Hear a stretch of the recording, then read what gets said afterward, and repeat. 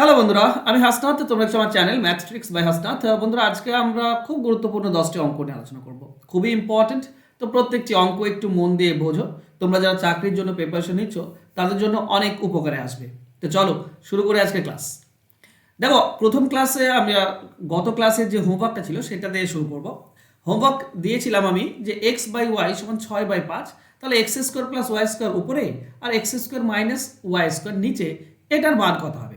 তো এই ধরনের অঙ্কের ক্ষেত্রে এক্স এর মান সবসময় 6 আর ওয়াই এর মান 5 ধরে নেবে, বাস। তারপর দেখবে তোমার অ্যান্সার চলে আসছে। উপরে আছে এক্স স্কোয়ার মানে 6 স্কোয়ার প্লাস ওয়াই স্কোয়ার অর্থাৎ 5 স্কোয়ার, আর নিচে সেটাই হবে 6 স্কোয়ার মাইনাস 5 স্কোয়ার হবে। এক্স স্কোয়ার আর ওয়াই স্কোয়ার দেওয়া আছে। তাহলে আমরা কি পাচ্ছি? 36 আর 25।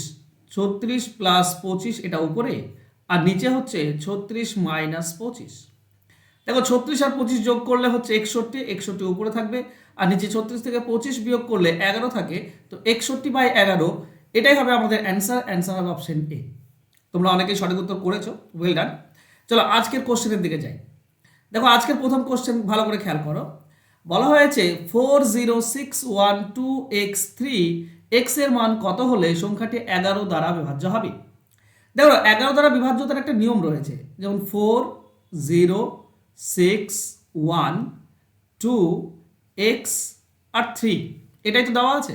11 দ্বারা বিভাজ্যতার নিয়ম হচ্ছে এই যে বিজোড় স্থানে 1 নম্বর, 3 নম্বর, 5 নম্বর আর 7 নম্বর বিজোড় স্থানে যেগুলো রয়েছে সেগুলো যোগ করব। দেখো, 1 নম্বরে 4, তারপর 6, 10, 10 আর 2 12, 12 আর এটা হচ্ছে 3 15, যোগ করলে হচ্ছে 15 মাইনাস। এবার জোড় স্থানেরগুলো যোগ করব। 0, 1 আর এখানে কিছু নেই তো এক্স আছে, তো 0 আর 1 তো 1ই হয়, আর এক্স তার মানে 1 প্লাস এক্স, এইটুকু পাচ্ছি এই তিনটি জোড় স্থানেরগুলো যোগ করে। এটা সমান আমাকে 0 আনতে হবে কিংবা 11 আনতে হবে। এবার খেয়াল করো, যদি আমি 0 আনার চেষ্টা করি, 0, তাহলে এটা আছে 15। 15 থেকে 15 বিয়োগ করলে তবেই তো 0 হবে। তাহলে এটার মান তাহলে 15 আনতে হবে, 15 হবে এক্স প্লাস এক্স। তাহলে 1 প্লাস এক্স সমান হচ্ছে 15। তাহলে এক্স এর ভ্যালু কত হবে? 1 এদিকে গেলে 14। এক্স এর ভ্যালু 14 অপশনে আছে? নেই। কেন নেই? কারণ এক্স তো একটা অঙ্ক, আর এখানে 14 দুটি অঙ্ক পাচ্ছি। তাহলে 0 আনলে হচ্ছে না। তাহলে আমরা কি করব? আমরা 11 নিয়ে আসার চেষ্টা করব। দেখো, বলো তো, 15 তো প্রথমেই রয়েছে, এখানে রয়েছে 15। 15 থেকে কত বাদ দিলে 11 হয়? 15 থেকে 4 বাদ দিলে 11 হয়। তাহলে আমরা এটার মান 4 ধরতে পারি, মানে 1 প্লাস এক্স এটা সমান 11, এটা সমান 4, সরি, এটা সমান 4। তাহলে এক্স এর মান কি হবে? 1 এদিকে গেলে বিয়োগ হয়ে যাবে 3, তো এক্স এর মান হবে 3। অ্যান্সার হবে অপশন সি। তো 11 বিভাজ্যতার নিয়ম যদি জানা না থাকে তাহলে তো প্রবলেম, আর আশা করছি তোমাদের জানা আছে। চলো নেক্সট কোশ্চেনে যাই। পরবর্তী কোশ্চেনে দেখো, বলা হয়েছে 5-এর পাওয়ার 30, 7-এর পাওয়ার 20, 4-এর পাওয়ার 50 আর 3-এর পাওয়ার 40 এদের মধ্যে কোনটি ক্ষুদ্রতম। এই ধরনের অঙ্কে পাওয়ারে যে সংখ্যা দিয়ে কাটা যেতে পারে কেটে দাও।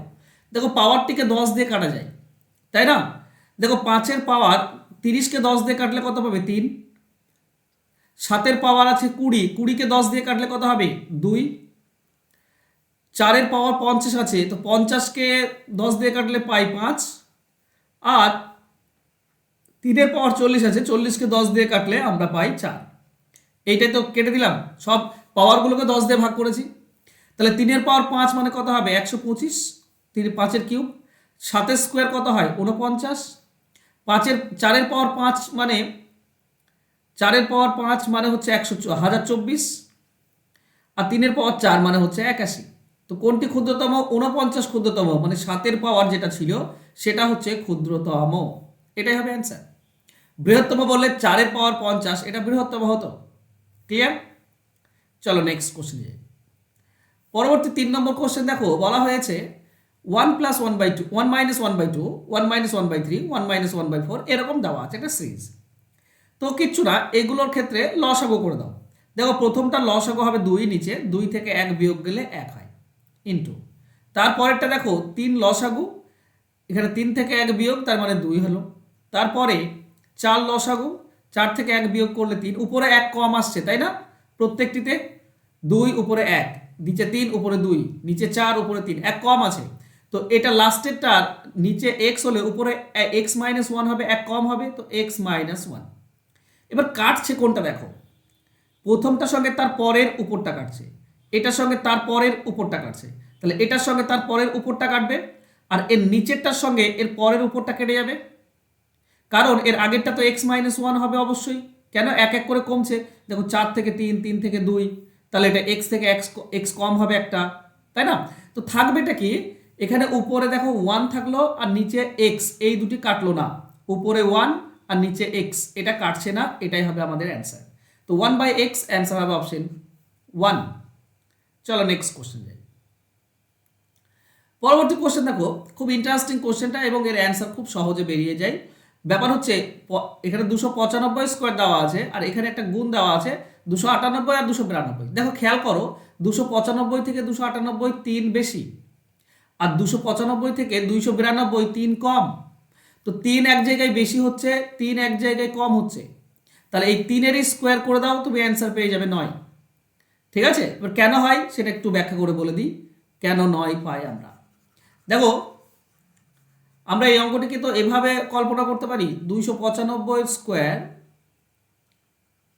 মাইনাস এটা, দেখো এটা যে 298 আছে একে লিখতে পারি 295 প্লাস 3, তাই না? আবার 292কে কি লিখতে পারি, 295 মাইনাস 3, তার মানে এটা হচ্ছে 298, এটা 292, তাই না? তো এখানে আমরা পাচ্ছি 295 স্কোয়ার মাইনাস এটা, দেখো এ স্কোয়ার মাইনাস বি স্কোয়ারের ফর্মুলা, হ্যাঁ কি না? এ স্কোয়ার মাইনাস বি স্কোয়ার, এ স্কোয়ার মানে হচ্ছে 295 স্কোয়ার মাইনাস বি স্কোয়ার মানে হচ্ছে 3 স্কোয়ার, এটা বি স্কোয়ার। তাহলে আমরা পাই 295 স্কোয়ার মাইনাস ভেতরে গুণ করলে মাইনাস 295 স্কোয়ার মাইনাসে মাইনাসে প্লাস 3 স্কোয়ার।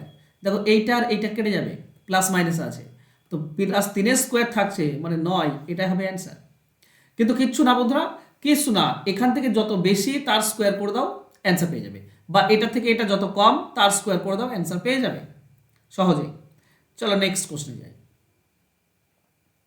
বলা হয়েছে দুটি পাত্রে দুধ ও জলের অনুপাত 5:6 এবং 8:3, মিশ্রণ দুটি মেশানোর পর নতুন মিশ্রণের অনুপাত কত হবে? দেখো যখনই তুমি মেশাবে দুটি মিশ্রণ তখন দেখবে যে এর এই দুটির যোগফল আর এই দুটির যোগফল সমান আছে কিনা। দেখো 5 আর 6 হচ্ছে 11 যোগ করলে, 8 আর 3 যোগ করলেও 11 হয়, তো দুটি যদি সমান হয় তাহলে প্রথমটার সঙ্গে প্রথমটা 5 আর 6 দেওয়া আছে আর 8:3, তো করবে কি প্রথমটা যোগ করে দেবে, 8 আর 5 13, আর এটা যোগ করে দেবে 9, এটাই হয়ে যাবে অ্যান্সার। 13:9 অ্যান্সার হবে অপশন ডি। চলো নেক্সট কোশ্চেনে যাই।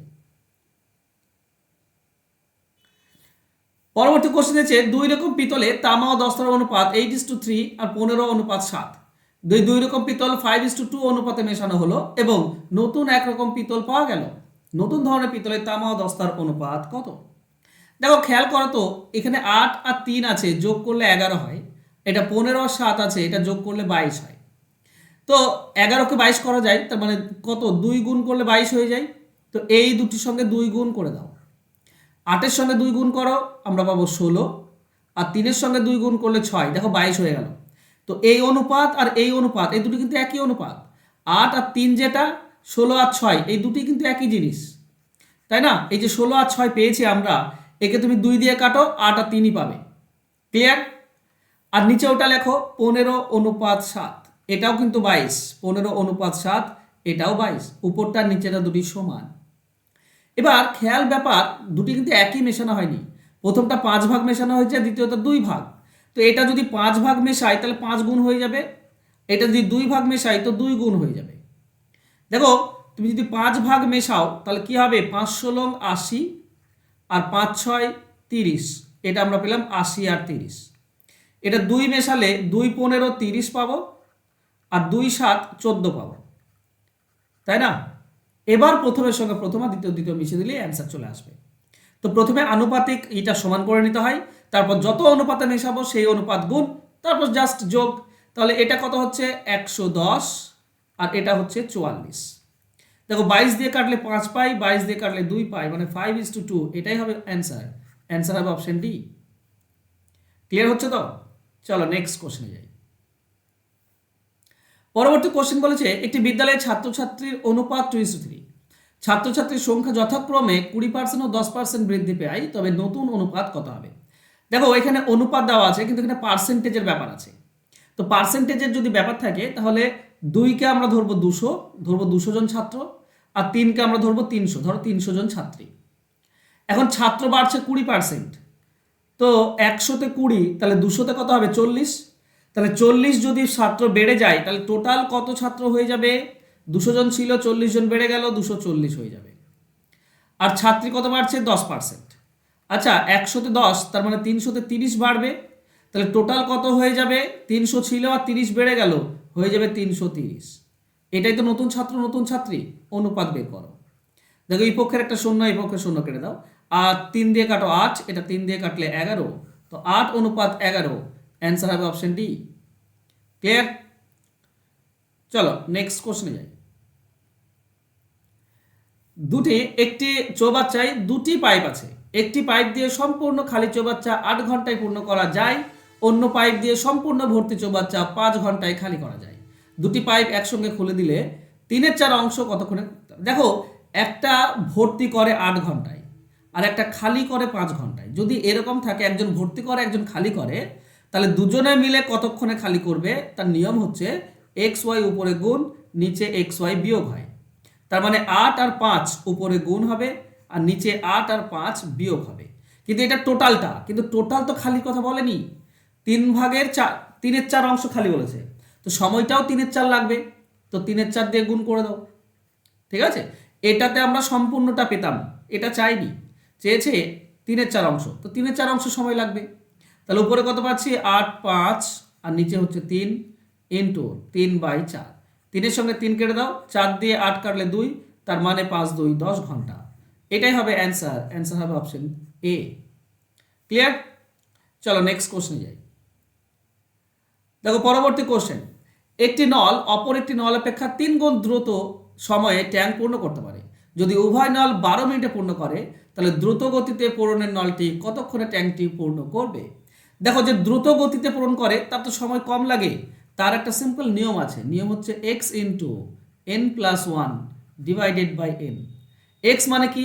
x মানে তারা দুজনে যে সময়টা লাগায়, মানে 18 বলা আছে, আর n মানে কি? n মানে কত গুণ? 3 গুণ বলা আছে।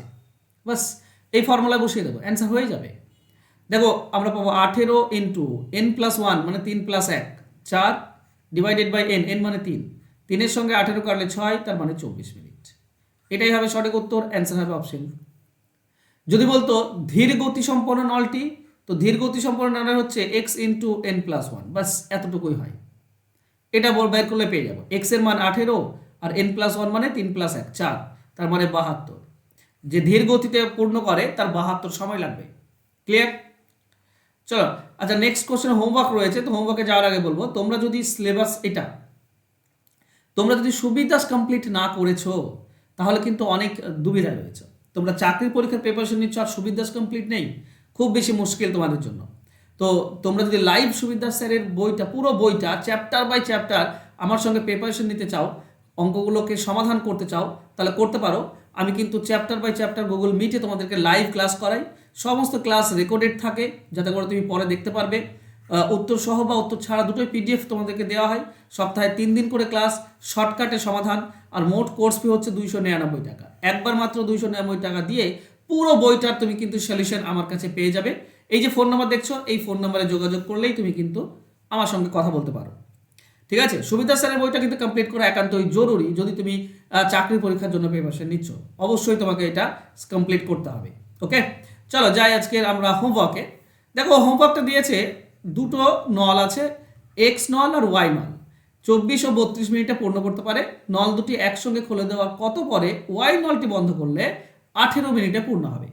খুব সিম্পল এবং সহজ ট্রিক্স রয়েছে এইসব অঙ্কের। তো যদি ট্রিক্স শিখতে চাও তো পরের ক্লাসে আমি এটা দিয়েই শুরু করব, হোমওয়ার্কের অ্যান্সার দিয়ে। তো তোমরা থেকো, আর আজকে ক্লাস যদি ভালো লাগে তো অবশ্যই লাইক, কমেন্ট এবং শেয়ার করে দিও। অঙ্কগুলো কিন্তু খুবই ইম্পর্টেন্ট ছিল, আশা করছি এগুলো তোমাদের কাজে লাগবে।